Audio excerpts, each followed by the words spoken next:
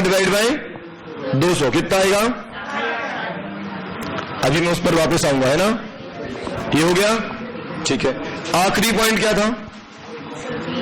बताइए selling price कितनी रख दें कि बीईपी 4000 से कम हो जाए? बीईपी 4000 से कम हो जाए तो पहले पुराना बीईपी तो बताओ,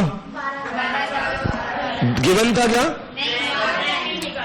गिवन था तो एक तरीके से 24,000 टोटल यूनिट है, उसमें 50% बीईपी है तो 12,000 नहीं हुआ, तो गिवन तो है ना?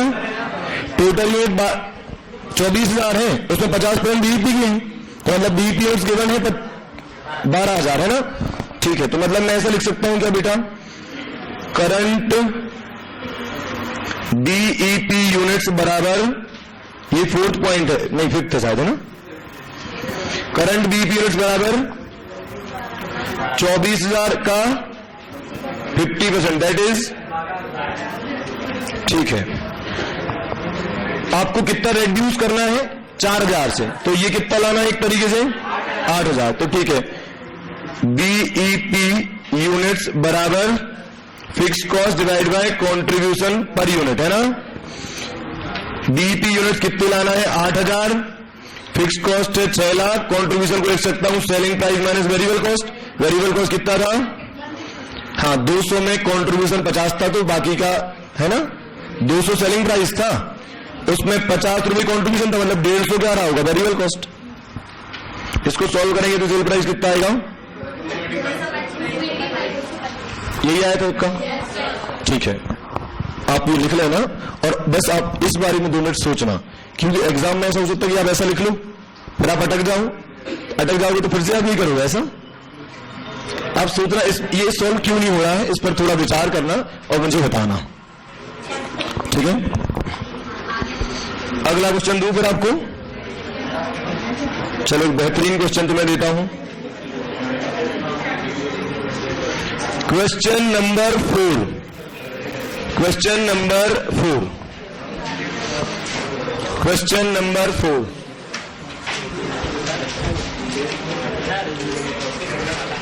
सॉल्यूशन कौन सा पॉइंट?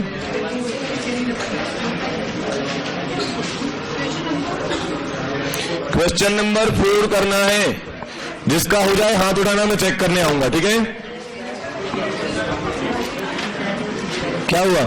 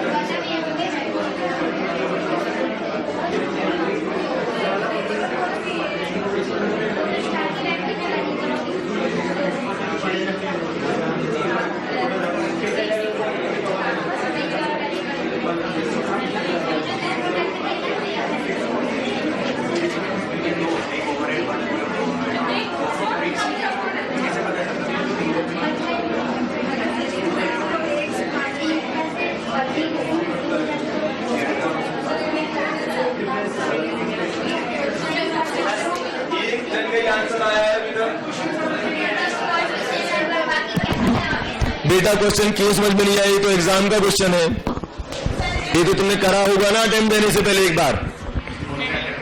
तुम तो यही बोलते हो जब आते हो सर हम तो फेल हो गए, हमने तो सब पढ़ा था। ये तो सब एग्जाम के क्वेश्चन है, आप तो पहचानने से इनकार कर रहे हो।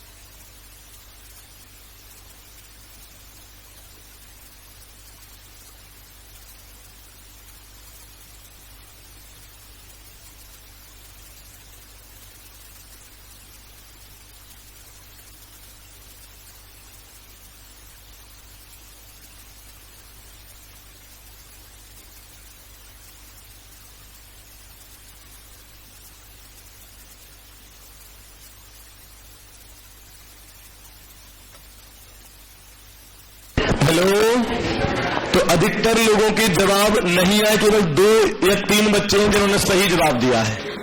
ठीक है, आपको जब मैं बेसिक पढ़ाया था बेटा तब आपने शायद ध्यान नहीं दिया मेरी बातों पे, इसलिए गड़बड़ हो रहा है। बातें मत करना कोई, है ना। यहां देखो सारे बच्चे, आपको क्वेश्चन समझ में नहीं आया, पहले मैं क्वेश्चन समझा रहा हूं। हाँ, जिनका आंसर बेटा 1000 है वो सही है। ठीक है, मैं क्वेश्चन रीड कर रहा हूं, आप एक बार ध्यान दे देना। जब हम 2000 यूनिट बनाते हैं तब का डेटा दिया है, जब हम 1500 यूनिट बनाते हैं तब का डेटा दिया है। ठीक है, और 2 खर्चे दिए हैं। खर्चे नंबर 1 मतलब पहले जो खर्चा है उसका नाम है प्रोडक्शन ओवरहेड 1, ये एक टाइप का खर्चा है। दूसरा खर्चा है प्रोडक्शन ओवरहेड 2, मतलब 2 टाइप के खर्चे 1 और 2 के नाम से है। 1 खर्चा कैसा है, जब हम 2000 यूनिट बनाते हैं तो ये 3 रुपए पर यूनिट होता है। जब हम 1500 यूनिट बनाते हैं तो 4 रुपए पर यूनिट हो जाता है। मतलब सर ये वेरिएबल कॉस्ट तो नहीं है, क्योंकि सर ने लिखवाया था पहले ही दिन कि वेरिएबल कॉस्ट की एक पहचान होती है, वो पर यूनिट में फिक्स होता है। मतलब ये वेरिएबल कॉस्ट पर यूनिट तो नहीं है। कई बच्चों को तो आंसर ही आता बेटा 1000। अब सही से लॉजिकली समझना कि क्यों ऐसा हो रहा है। वेरिएबल कॉस्ट की पहचान क्या होती है, पर यूनिट में फिक्स होती है। जैसे मैं हर बार एग्जांपल देता हूं, एक पेन को बनाने में 10 रुपए का प्लास्टिक लगता है, तो बताओ 2 में कितना लगेगा, 20 का। इसका मतलब तुम ये मानते हो कि हर पेन पर एक बराबर प्लास्टिक लगता है ना। Variable cost per unit fix होती है। दूसरी बात, प्रोडक्शन ओवरहेड 2, जब 2000 बनाते हैं तब भी 2 रुपए पर यूनिट है, और जब 1500 बनाते हैं तब भी 2 रुपए पर यूनिट है। मतलब ये पर यूनिट में फिक्स है, तो ये कौन सी कॉस्ट है, ये वेरिएबल कॉस्ट है। और जो ऊपर वाला खर्चा था ये था फिक्स कॉस्ट। अब एक और तरीका बता रहा हूं चेक करने का, आप लिखना स्टार्ट कर चुके हो बेटा, रुक जाओ ना। एक और ऑप्शन दे रहा हूं, एक और तरीका बता रहा हूं। 2000 इंटू 3 कितना होता है, 1500 इंटू 4 कितना होता है। मतलब एक और पहचान है कि अगर दोनों में उतना ही आ रहा है मतलब ये फिक्स कॉस्ट नहीं। 2000 इंटू 3 6000, 1500 इंटू 4 6000 है ना, इसका मतलब ये फिक्स कॉस्ट है। ठीक है, इतना समझ में आ गया सबको, तो इतना मैं लिख के बता देता हूं। क्वेश्चन नंबर 4, कैलकुलेशन ऑफ, यहां लिख रहा हूं वर्किंग नोट 1, प्रेजेंट करने में दिक्कत होगी बेटा, है ना, इसलिए ध्यान से देख लेना। कैलकुलेशन ऑफ फिक्स कॉस्ट, यहां लिख दे रहा हूं ब्रैकेट में प्रोडक्शन ओवरहेड 1, प्रोडक्शन ओवरहेड 1। ठीक है, कैसे लिखेंगे, 2000 यूनिट्स इंटू 3 कितना आ रहा है, ₹6000, है ना। और करके बता रहा हूं, है ना। एग्जाम में आप ऐसा लिखोगे तो भी चलेगा, मैं तो आपकी कॉपी के हिसाब से लिख रहा हूं कि आप ऐसा भी करके देख लेना। अल्टीमेटली 6000, ठीक है, जिससे आपको पता चलेगा कि ये फिक्स कॉस्ट है। हमें उनको ज्ञान बताने की जरूरत नहीं है कि ये पर यूनिट में सेम नहीं था इसलिए फिक्स, इतना बताने ये हुनर बेटा अपने अंदर रखो, है ना। आपको तो केवल वहां मेन आंसर बताना है ना। तो ये आ गई फिक्स कॉस्ट। अभी क्वेश्चन की रिक्वायरमेंट मैंने पढ़ी नहीं, केवल फिक्स कॉस्ट निकाल के बताई है। और आप अपनी अंडरस्टैंडिंग के लिए लिख लेना कि प्रोडक्शन ओवरहेड 1 जो है उसे फिक्स कॉस्ट क्यों माना गया, है ना, क्योंकि वो पर यूनिट में अलग अलग है। तो अपनी हिंट के लिए ऐसा कुछ लिख लेना, production overhead 1 per unit constant नहीं है। It means it is a fix cost. Variable तो हो नहीं सकती, बिकॉज थोड़ा और हिंट के लिए लिख सकते हैं अपन, variable cost per unit remains fixed, क्योंकि वेरिएबल कॉस्ट की एक खास बात है कि वो तो पर यूनिट में फिक्स ही रहती है। तो 3 और 3 ही होना था या 4 और 4 ही होना था, अलग अलग हो रहा है मतलब ये पक्का वेरिएबल कॉस्ट तो नहीं है ना। तो ऐसा हिंट के लिए लिख लेना। चाहो तो ये नोट आप एग्जाम में भी दिखा सकते, कोई परेशानी नहीं है, ठीक है। तो पहला वर्किंग नोट खत्म हुआ, है ना। अब बढ़े आगे। एक और अच्छी बात जो इस क्वेश्चन में है वो क्या है, उसमें आगे लिखा है बेटा इफ द सेलिंग प्राइस, है ना, if the selling price reduced by direct material and labour. इसको कैसे पढ़ा जाता है, इसको ऐसे पढ़ा जाता है, if the selling price reduced by direct material and direct labour.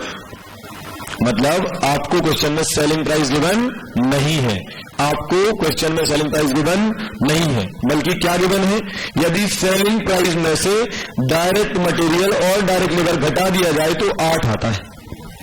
समझने की कोशिश करो बेटा, 90% बच्चों ने एग्जाम में से सेलिंग प्राइस माना होगा, है ना। अगर सेलिंग प्राइस होता तो ऐसा लिखते ना बेटा, if the selling price of ₹8, comma लगा के लिखने की जरूरत क्या थी, if the selling price reduced by direct material and direct labour. इसका मतलब यदि बेटा सेलिंग प्राइस में से डायरेक्ट मटेरियल और डायरेक्ट लेबर घटा दिया जाए तो 8 आता है, ठीक है। अब इसका यूज क्या है समझाता हूं। कुछ बातें मैं केवल इसलिए लिख रहा हूं ताकि आपको बाद में समझने में अच्छा रहे। तो ये किस लाइन का मीनिंग है, if the selling price reduced by direct material and direct labour.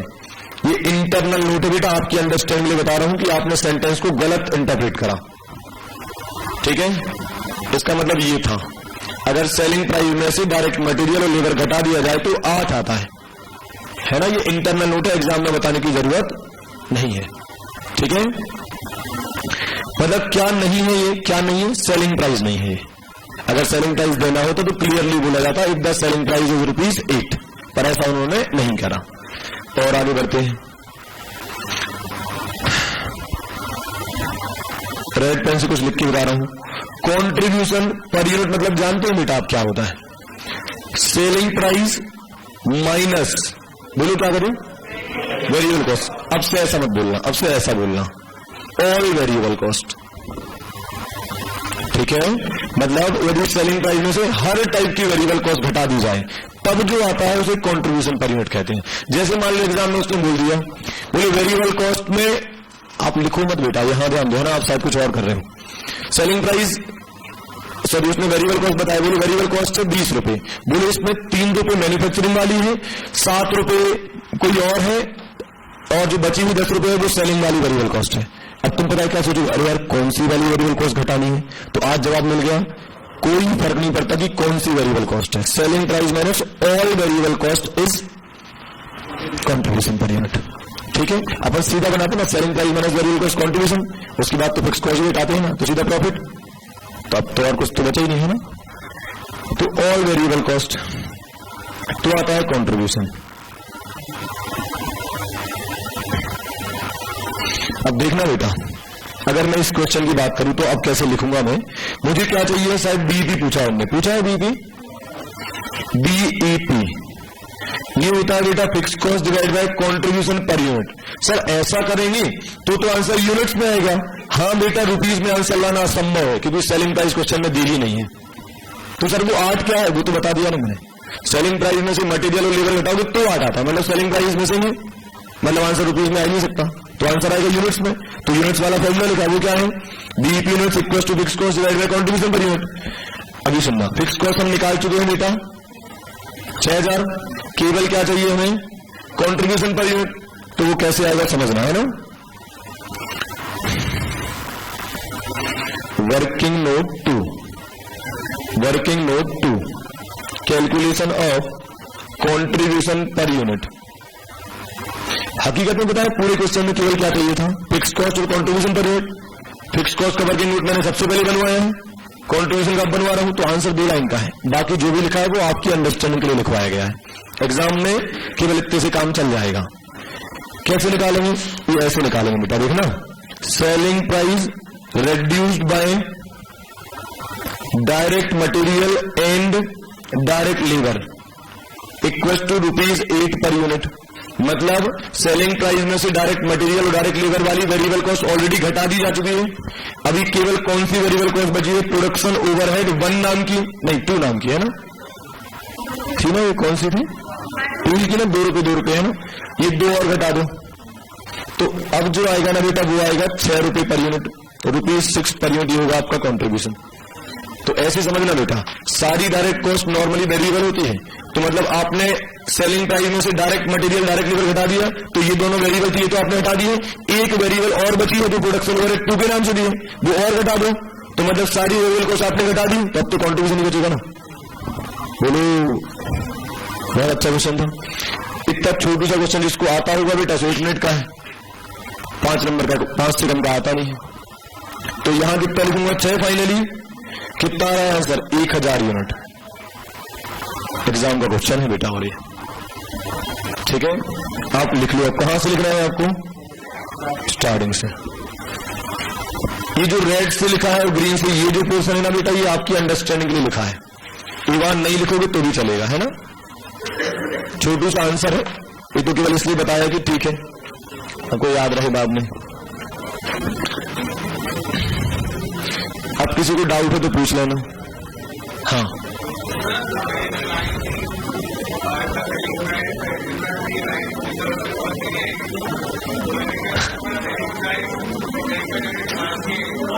बहुत बढ़िया करा आपने, यही समझदार होते बेटा। आंसर तो आ ही गया ना। अब किसको बता कि तुमने क्या माना, ये तो तुम्हारी भावनाएं। बहुत शानदार। ये इतना एग्जाम में इतने अंडरस्टैंडिंग जिसको आ जाए ना वही 100 ला सकता है, क्योंकि एक आध क्वेश्चन जरूर एग्जाम में ऐसा आता है जो अजीब होता है। अब आपको जो ठीक लगे वो कर दो आप, तो आपने सही करा, तो बाकी लोगों ने ऐसा क्यों नहीं करा। अगर आप 8 को सेलिंग प्राइस मान भी लेते तो क्या बुराई थी, तो भी तो आंसर वही आ जाता ना, तो क्यों नहीं आया। अच्छा, आपका शायद ध्यान यहां नहीं गया होगा कि फिक्स कॉस्ट कितनी होगी, तो गेम वहीं खत्म हो गया होगा। स्टार्टिंग में मैंने कहा था बेटा, आप चाहे जितने भी होशियार क्यों ना हो, यहाँ कई क्वेश्चन ऐसे मिलेंगे जो आप क्वेश्चन नहीं समझ पाओगे, आंसर तो छोड़ो। और ऐसा नहीं कि मैं बनाकर लाया हूं कठिन, ये सब एग्जाम के ही होंगे, उस पर लिखा होगा कब आया था।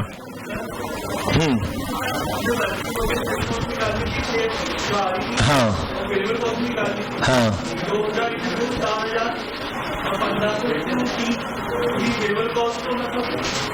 तो वेरिएबल कॉस्ट निकाल के करना क्या था अपन को,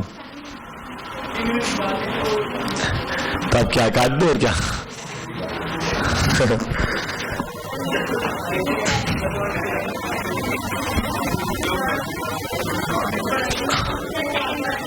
हाँ, वर्किंग नोट पे एक बार और बता दे रहा हूं, आप लिख लो एक बार बस, ये लिख लो करके वर्किंग नोट 2 फिर से समझा दे रहा हूं।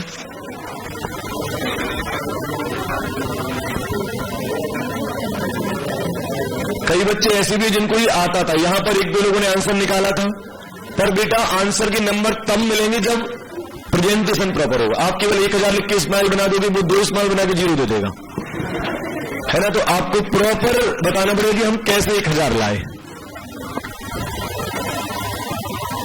और कई बच्चे हैं बेटा, वो कई बच्चे बहुत स्मार्ट होते, वो सीधा कैसे भी आंसर निकाल लेते, पूरा क्वेश्चन उन्होंने ऐसे लगा लिया, नंबर है 36, समझ रखिए, क्योंकि लिख के कभी देखा ही नहीं ना, तो वहां लिख ही नहीं पाए।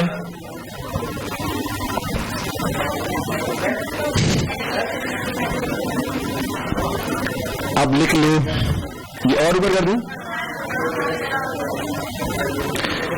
अच्छा, एक और चीज मैडम, आपने पूछा था सेकंड वर्किंग नोट, तो देखना selling price minus all variable cost, तो ऑल मतलब डायरेक्ट मटेरियल, डायरेक्ट लेबर और ओवरहेड भी, मतलब कोई भी हो, तो डायरेक्ट मटेरियल डायरेक्ट लेबर तो उन्होंने खुद घटा कर दिया था, हमें केवल एक खर्च और घटाना था, तो वो घटा दो अलग से। ऑल मतलब हर टाइप की वेरिएबल कॉस्ट है ना। अब कई लोगों को ये भी डाउट होगा कि डायरेक्ट कॉस्ट वेरिएबल होती है ना, पहले दिमाग में डाउट, डायरेक्ट कॉस्ट वेरिएबल होती है ना, डायरेक्ट मटेरियल डायरेक्ट लेबर ये वेरिएबल कॉस्ट है। तो सेलिंग प्राइस में से पूरी वेरिएबल कॉस्ट घटाएंगे तो कंट्रीब्यूशन आएगा। तो पूरी मतलब चाहे वो डायरेक्ट मटेरियल हो, चाहे वो डायरेक्ट लेबर हो, चाहे वो ओवरहेड क्यों ना हो, डायरेक्ट मटेरियल और लेबर आपने घटा कर दिया है, ओवरहेड हमने घटाया, तो आया कंट्रीब्यूशन पर यूनिट। बहुत टाइम लग गया यार इसमें।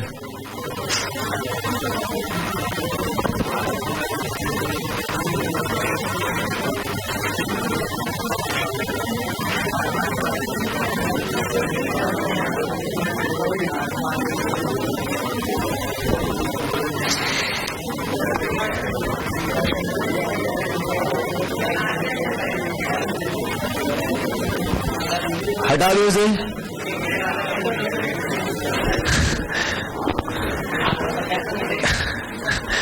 तो अभी लिखो मत, तुम केवल समझते जाओ, रुक जाओ।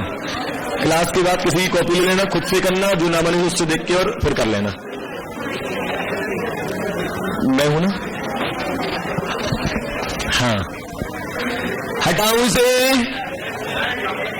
हटाऊं, मूर्ख इंसान हो। चलो एक और एक चैलेंजिंग क्वेश्चन आपके सामने रखते हैं।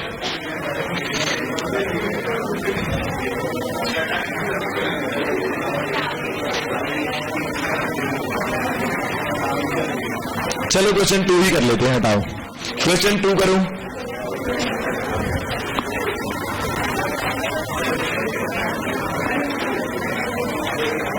क्वेश्चन नंबर 2, एक कंपनी है, उसकी फिक्स कॉस्ट 90,000 है, सेल्स 3 लाख है और प्रॉफिट 60,000। स्टेटमेंट बन जाएगा कैसा? सेल्स माइनस वेरिएबल कॉस्ट, ऐसा है ना, क्योंकि 3 चीजें गिवन है। अगर अगले पीरियड में कंपनी को लॉस हुआ है 30,000 का, सेल्स बताना, बताओ कितनी सेल्स करेंगे 30,000 का लॉस आ जाए, मतलब एक तरीके से सेल्स ही निकालना है, तो फॉर्मूला तो सेल्स को ही लगेगा, पर प्रॉफिट माइनस का लिखना पड़ेगा 30,000 इस बार, है ना, ठीक है। और एमओएस अगर प्रॉफिट 90,000 है, क्या ही नकली क्वेश्चन है यार, तुम्हारे लेवल का ही नहीं है। करना है भाई, है ना, करना है ना, वो मजाक कर रहा था यार, तुम्हारा लेवल तो तुम ही जानते हो।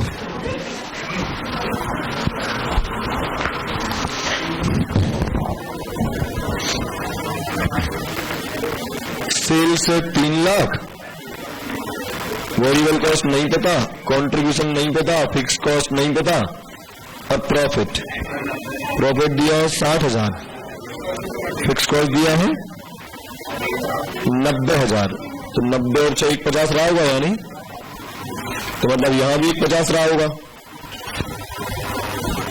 ऐसा स्टेटमेंट बना लोगे ना तो अंडरस्टैंडिंग बढ़ जाएगा। तो पीवी रेशियो एक तरीके से गिवन नहीं है, सेल्स 3 लाख है, कंट्रीब्यूशन 1.5 लाख है, तो 50% नहीं हो गया।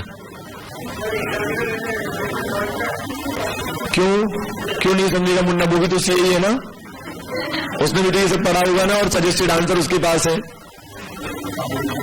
समझेगा बेटा, समझेगा, है ना। आप दिमाग में बिठा लो बेटा, चार्टर्ड अकाउंटेंट ही कॉपी चेक करेंगे, है ना, वो ये भी समझते हैं और आपका दर्द भी समझते हैं।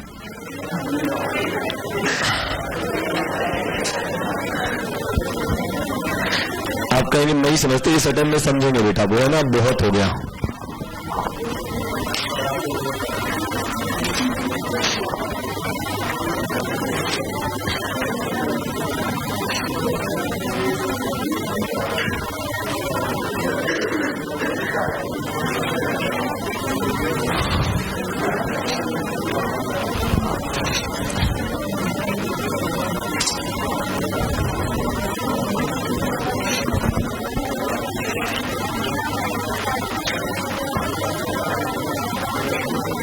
ऐसा स्टेटमेंट बना लिया proper, sales minus variable cost, contribution minus fix cost, profit. मुझे बहुत खुशी है कि आप संडे के दिन भी इतनी भारी संख्या में यहां पर पधारे हैं। मुझे उम्मीद नहीं थी कि आप आएंगे आज। हाँ, अभी मोटिवेट होकर आए हो, माहौल बना है, फोड़ना है इस बार। कम से कम 4-5 दिन तो घूरेंगे यार, फिर देखते हैं बाद में क्या होता है।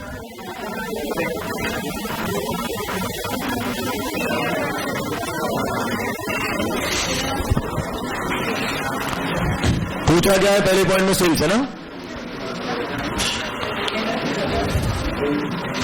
हो गया क्या? कुछ भी नहीं था मतलब क्वेश्चन में, है ना? मैं यही सॉल्व कर दूं। सेल्स बराबर fix cost plus profit divide bye PVR, है ना? तो फिक्स कॉस्ट कितनी है? 90,000, है ना? 90 के प्लस, अच्छा लॉस है तो माइनस लिख रहा हूं, माइनस 30,000, है ना?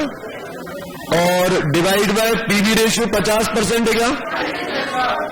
50% कैसे आया? सेल्स 3 लाख है और कंट्रीब्यूशन 1.5 लाख है, तो पीबीआर 50% हुआ ना? ठीक है, तो आंसर कितना आ रहा है? 90,000 माइनस 30,000 60,000 डिवाइड बाय 50%, 1 लाख। बोलो, ठीक है। सेकेंड पॉइंट में पूछा है एमओएस क्या होगा? एमओएस होता है profit divide bye PBR. Profit 90,000 है, पीबीआर 50% है, आंसर 81 होगा। वो थोड़ी लेंगे 90,000 की प्रॉफिट का एमओएस, हर प्रॉफिट का अपना अलग एमओएस होता है। 90,000 का प्रॉफिट चाहिए तो एमओएस 81 आएगा, 10,000 का प्रॉफिट होता है एमओएस अलग आता।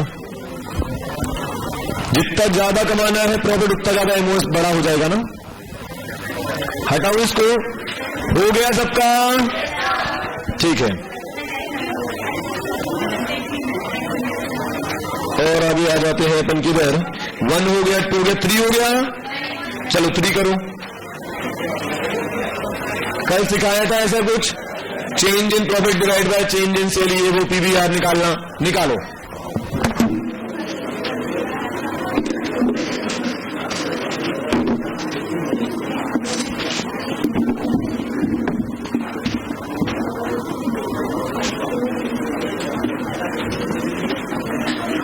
अरे अब पेन चार्ज कर रहा हूं तो अभी दिखेगा नहीं।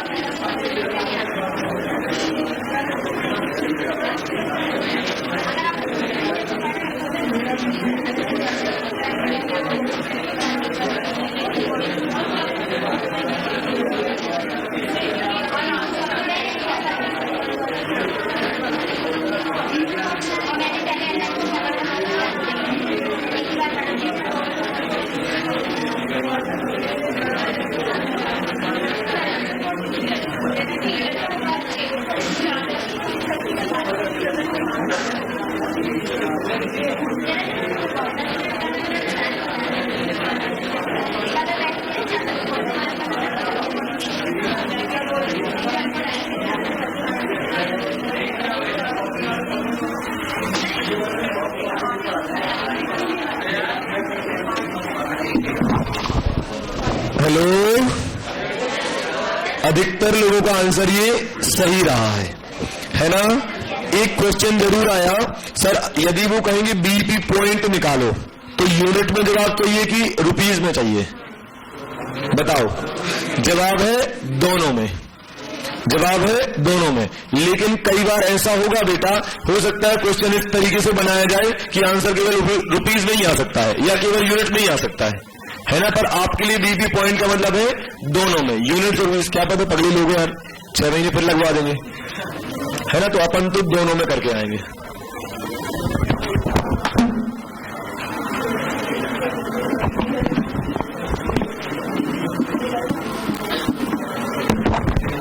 चलिए नया क्वेश्चन दूं फिर आपको।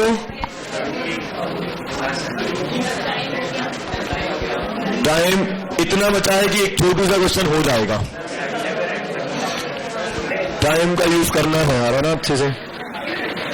क्वेश्चन नंबर 5 करो, क्वेश्चन नंबर 5 करो। 2 मिनट का क्वेश्चन है हमारा आज का, यही लास्ट क्वेश्चन होगा। होमवर्क क्या दिया था बेटा, बताना जरा। कल तक जितने भी क्वेश्चन करवाए थे सारे क्वेश्चन होमवर्क में चाहिए, नहीं तो लगेगा फाइन, है ना। आज वाले वॉलंटरी है, आपको करना हो तो करो, क्योंकि आज वाले आपने खुद से आराम से करे, मेरे हिसाब से कोई खास प्रॉब्लम है नहीं, है ना। लेकिन कल तक की कर लाना है ना, वो थोड़ी कच्चे पक्के होंगे, नोट्स नहीं थे हमारे पास। 5 करो 5। Product Z has a PV ratio of 28% और फिक्स कॉस्ट कितनी है 280। बताइए कितनी सेल्स करें कि 70,000 कमाए? क्या ही क्वेश्चन है यार। सेल्स बराबर fix cost plus profit divided PVR. अरे यार एक डाउट आ रहा है यार, ये जो 280 की फिक्स कॉस्ट है ये तो सेकेंड क्वार्टर की है, तो साल भर की कितनी होगी?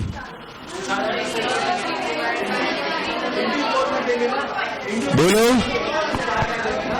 एग्जाम में बैठा हुआ हूं मैं, मेरे मन में डाउट आया कि सेल्स बराबर फिक्स कॉस्ट गिवन है, प्रॉफिट गिवन है, पीवीआर गिवन है, आंसर निकाल दिया, पर मन में एक डाउट आ रहा है कि यार ये तो क्वार्टर, किसी एक क्वार्टर का 280 फिक्स कॉस्ट, प्रॉफिट भी क्वार्टर का, तो फिर क्या करें? तो ईयर में कन्वर्ट करना है कि नहीं करना?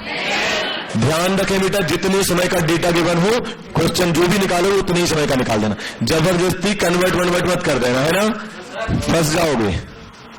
हाँ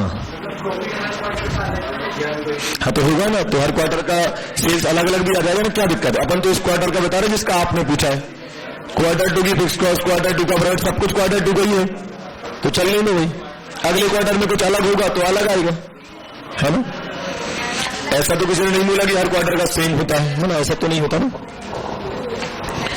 तो इस हिसाब से बेटा आंसर कितना आ रहा है? पता नहीं बेटा किसके अटेम्प्ट में ये क्वेश्चन आया होगा, हमारी किस्मत में तो ऐसा कुछ नहीं दिख रहा है। डिवाइड बाय 28%, कितना आ रहा है? इतनी जल्दी हो गया यार ये, 6th नहीं, 7th नहीं, एक और हो जाएगा छोटू सा।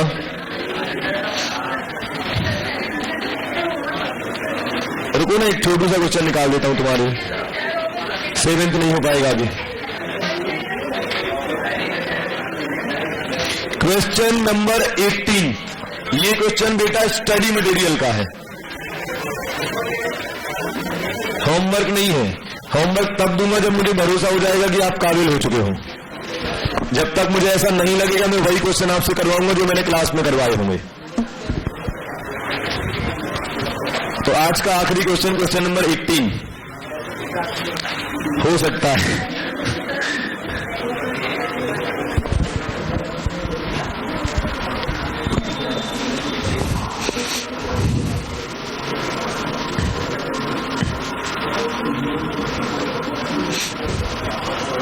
थोड़ा अच्छा क्वेश्चन है, जिन पर बनेगा मैं मानूंगा कि आप अच्छा पढ़ते हैं, है ना।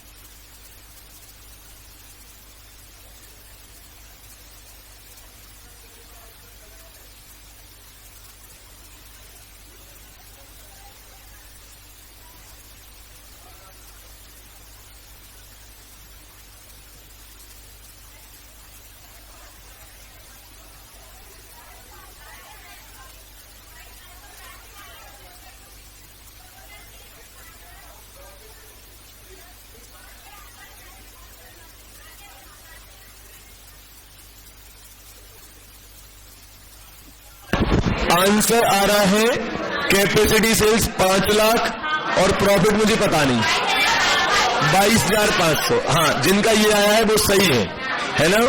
ठीक है, मैं भी एक बार कर देता हूं सॉल्व।